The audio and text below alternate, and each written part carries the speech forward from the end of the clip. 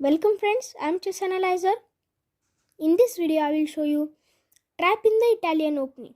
So the game starts very typically with pawn to e4, black responds with pawn to e5, then knight develops on knight f3 attacking this e5 pawn, then white defends it by knight c6, then bishop c4. The Italian game, after bishop c4 we will not play bishop c4. We will decline the Italian opening and go for some tricky move. We will play knight d4, offering this free pawn. If white is greedy and grabs the e5 pawn, then he is gone. We will play queen g5, attacking this pawn and at the same time poking this knight too.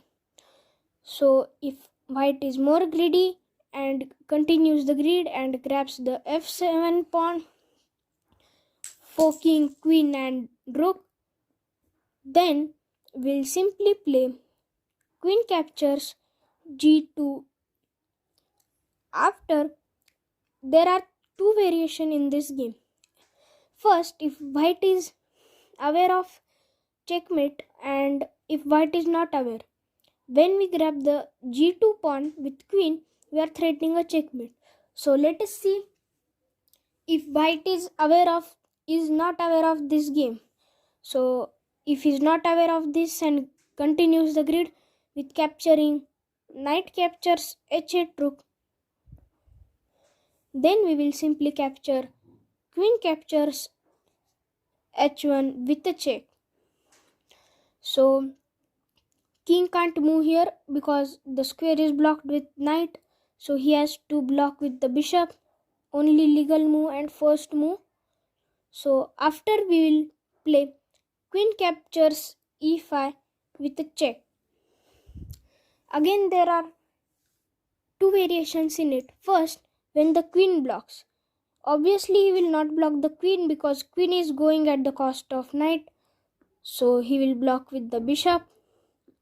So after bishop blocks, we will play knight f3 check. So after bishop can't take this knight because he is pinned to the king, so he has to move the king. It is a forced move. So after king moves one, which is a legal move, we will play knight captures d2 with a check. So there are again three variations in it. First, knight captures knight. Second, bishop captures knight. And third one is queen captures knight. So first we will see what if knight captures knight.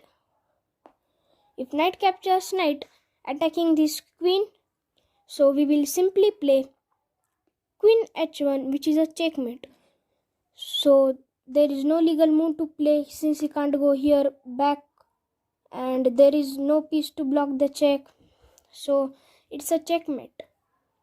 So we have seen the first variation of knight blocks knight. Now we will see the second variation where bishop takes knight. Now here, if bishop takes the knight by playing bishop captures d2, then we will again play queen h1, which is a checkmate. So we have seen the second variation where bishop takes the knight. So we will see the third variation where queen takes the knight. After queen takes knight, we will again play queen h1, which is a checkmate. So if white is aware of that, he will not capture the h8 rook. So we will see what if white is aware of this. So we will move towards if white is aware of the checkmate on this variation. So if white is aware of that move, he will save his rook by playing rook f1.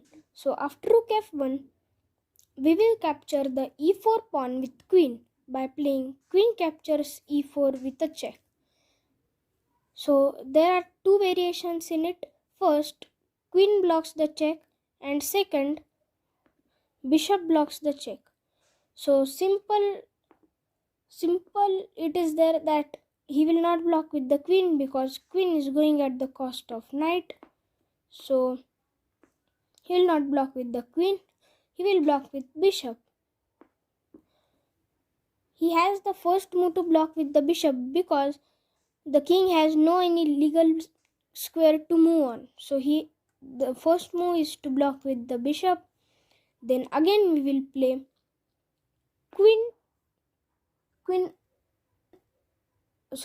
knight f3, which is a beautifully smothered checkmate. White bishop can't capture this knight since it is pinned to the king, and the white king has no any more space or square to move on since the all squares are blocked with his pieces. It is called as smothered mate. So if you like this trap, subscribe for more. Thank you and have a nice day.